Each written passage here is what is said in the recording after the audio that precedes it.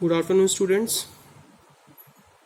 A girl with a basket में हम लोग आके चैप्टर पढ़ते हुए the children selling baskets were sons and daughters of this refugees. टोकरियां बेचने वाले बच्चे इन्हीं शरणार्थियों के पुत्र पुत्रियां थे। दे और देयर पेरेंट्स और relatives had gathered in the city, settling up stalls, manufacturing simple articles, trying to make a living in market already overcrowded। जैसा इसमें बताया गया है, वे या उनके माता पिता या रिश्तेदार नगरों में एकत्र हो गए थे, छोटी खुली दुकानें लगाकर साधारण वस्तुएं, जो स्टॉल्स की बात की गई है यहाँ छोटी खुली दुकानों की बात की गई, छोटी खुली दुकानें लगाकर साधारण वस्तुओं को उन बाजारों में जहाँ पहले से ही अत्यधिक भीड़ थी वहां पर वो अपनी जीविका कमाने का प्रयत्न करते थे। They lived in clothes grassets that lined in the streets। वे कपड़े तथा घास से बनी झोपड़ियां जिनकी गलियों में कतारें लगी हुई थीं, या लाइन का मतलब है कतारें। The peasants among these refugees had been accustomed to little all their lives। जैसे इसमें आगे बताया गया कि ये शरणार्थी जो छोटे किसान थे जीवन भर थोड़े में जीवन निर्वाह करने में अभ्यस्त थे, तथा आगे इसमें यह भी लिखा गया है कि प्रतिदिन इतने ज्यादा वो डेवलप नहीं थे। वो क्यों डेवलप नहीं थे? For the annual income of an agriculture. अब हम इस पेज को चेंज करेंगे।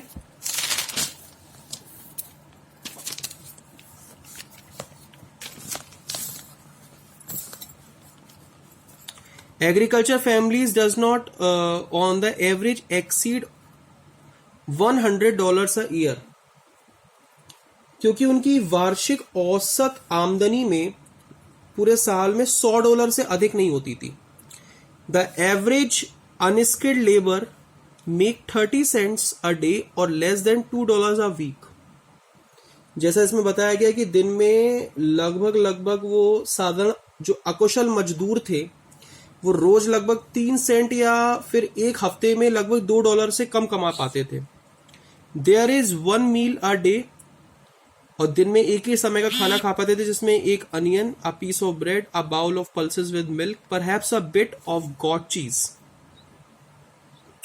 दिन में एक बार भोजन मिलता था, उसमें एक प्याज, एक रोटी, दूध के साथ कुछ, एक कटोरी दाल और शायद थोड़ा सा बकरी का दूध या पनीर। यहाँ पे बताया गया है नो टी और no coffee, no fat, no sweets, no meat. उन्हें कोई भी ना चाय, ना कॉफी, ना चिकनाई, ना मिठाई, ना गोश्त, कुछ भी नहीं मिलता था। $100 a year is not $2 a week, yet even the small amount is hard to earn by selling baskets to people too poor to buy them।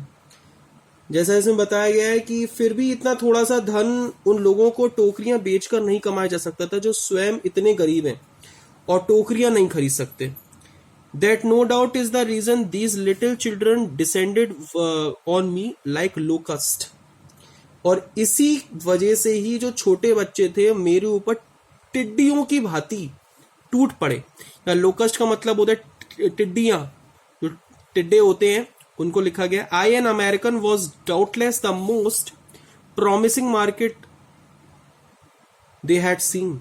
जैसे इसमें बताया गया है उनकी नजर में एक अमेरिकी होना निसंदेह सर्वाधिक लगभग ये कह सकते हो कि बहुत पैसे वाला है, एक आशाजनक कोई एक खरीदार है, वो उनको ऐसा नजर आने लगा। तो आगे इसमें हम पढ़ेंगे I bought one tiny basket for a few annas. मैंने कुछ आने में एक छोटी सी टोकरी खरीदी।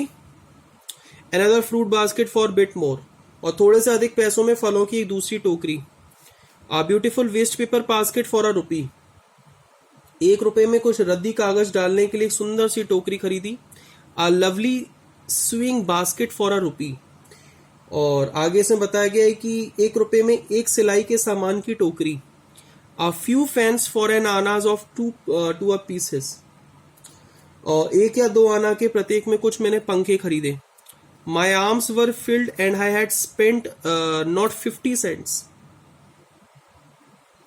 हाथ भर गए थे और मैंने 50 सेंट में भी खर्च नहीं किए थे।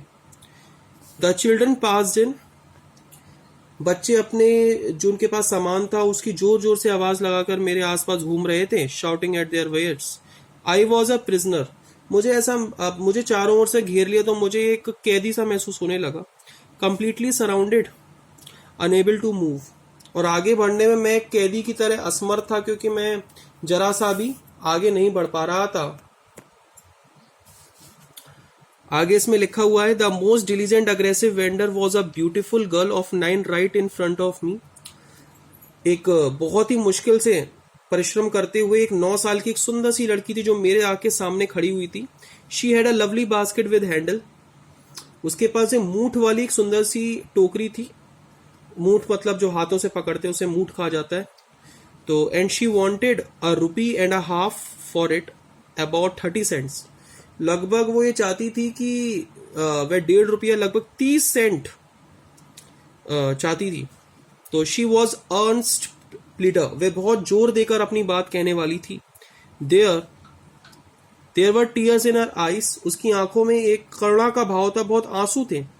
तो she प्लेडेड and bagged in turns they would ring in my heart, वो इस तरीके से मुझसे आग्रह कर रही थी कि उसके मतलब आवाज में इतनी करुणा थी कि मेरा दिल भी झकझोर गया और फिर मैंने भी खरीदने की ठान ली। ठीक है, तो आज हम यहां तक पढ़ेंगे। इसके बाद आगे सभी जितने भी इंटर क्लास के स्टूडेंट्स हैं, गर्ल विद बास्केट्स के अपनी फेयर कॉपी में ग्लॉसरी जितने भी वर्ड मीनिंग इसके दे रखे हैं वो सभी लिखेंगे। इसके बाद नेक्स्ट पेज पर आगे के 5 क्वेश्चंस, लगभग क्वेश्चन नंबर टिल 10 तक, फर्स्ट से लेकर के 10 क्वेश्चंस तक जितने भी शॉर्ट है ये सभी अपनी फेयर कॉपी में लिखेंगे और मुझे इंटर क्लास के ग्रुप में सेंड करेंगे, उसकी पिक्चर सेंड करेंगे अपनी कॉपी की कि आपने काम किया है कि नहीं। जितने भी बच्चे ये देख रहे हैं ये वीडियोस, उन सबके व्यूज और उनके नेम्स मुझे नजर आ रहे हैं और सभी लोग अपना काम पूरा करेंगे और मुझे जल्दी से जल्दी उस काम को करके अपनी पिक सेंड करेंगे। Thank you.